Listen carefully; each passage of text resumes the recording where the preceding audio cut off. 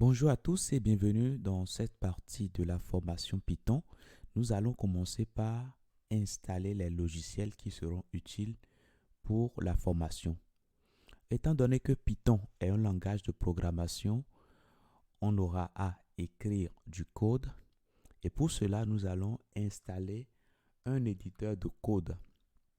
Dans cette formation, nous allons utiliser l'éditeur VS Code. Donc, vous mettez VS Code dans n'importe quel navigateur. Vous lancez, normalement, vous allez retrouver voilà le Visual Studio Code. Voilà. Alors faites vraiment attention parce que Visual Studio, il y a également un autre éditeur qui s'appelle Visual Studio. Donc, mais vous allez le savoir. Donc, si je mets ici Visual Studio, donc il y a son IDE.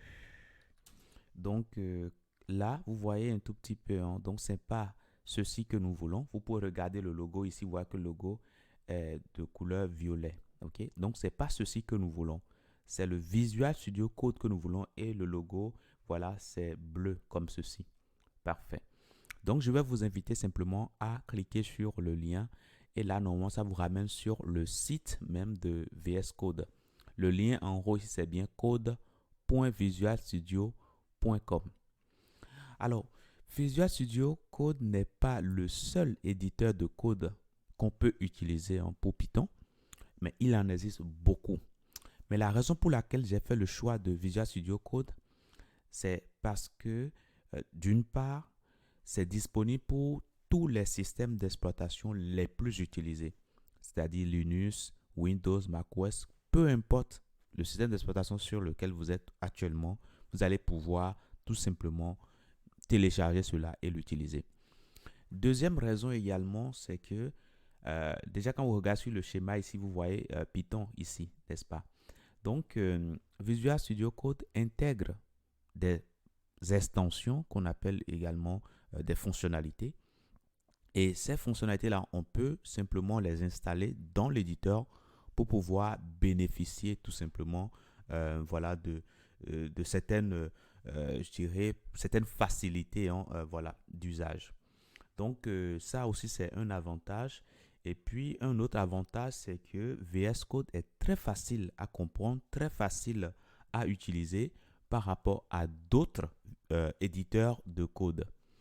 Donc, nous allons partir sur Visual Studio Code, mais vous n'êtes pas obligé d'utiliser le même éditeur que moi. Si vous êtes déjà à l'aise avec un autre éditeur, eh bien, vous pouvez simplement l'utiliser. À la fin, nous aurons les mêmes résultats. Donc, je vais alors, comme moi je suis sur Windows, je vais alors cliquer sur Download for Windows. Donc, dès lors que vous venez sur la plateforme, ça détecte automatiquement votre système et ça vous propose le lien de téléchargement par défaut. Donc, si peut-être il y a une erreur, ça n'a pas détecté correctement, vous pouvez venir là et choisir tout simplement l'installation en fonction de votre système d'exploitation.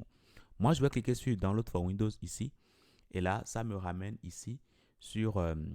donc, ça démarre l'installation. Pardon, je voulais parler du téléchargement. Donc, vous allez tout simplement cliquer sur Enregistrer. Donc, pour certains, ça va s'enregistrer automatiquement, peut-être parce que votre navigateur est paramétré ainsi. Donc, dans ce cas-là, vous allez simplement patienter le temps du téléchargement.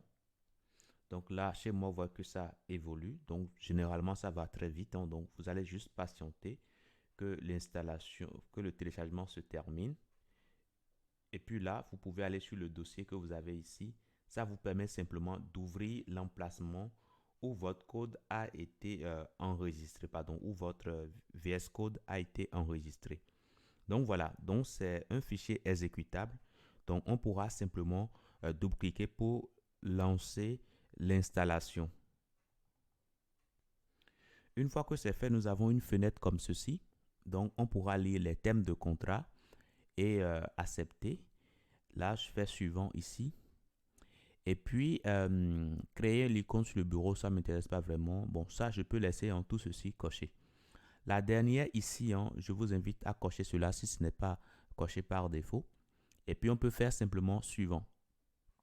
Installer.